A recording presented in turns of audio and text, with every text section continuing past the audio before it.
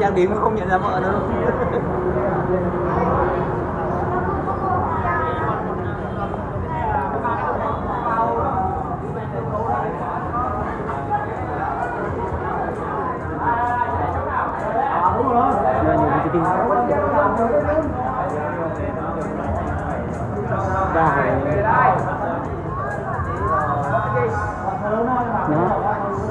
Nó có quay kia bạn.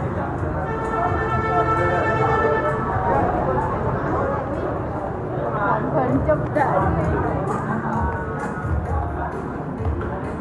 Rồi, cả nhà mình nhìn đi con nha. Rồi, cười tươi lên cho con cái nào. Rồi.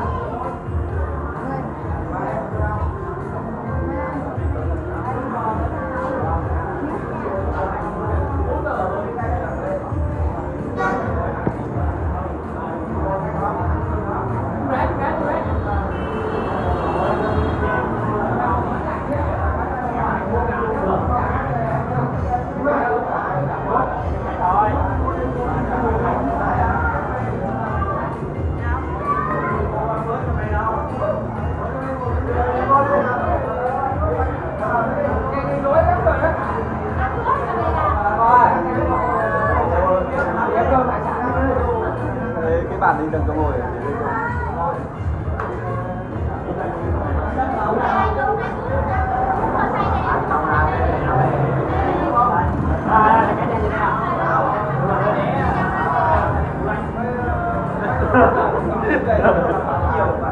Nhỏ là phải cho hầm đi.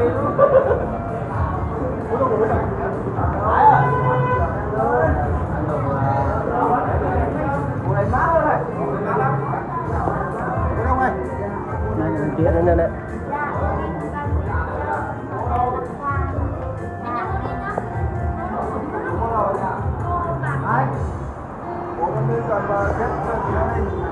Anh vô đó xếp bên đây, em ngồi đây.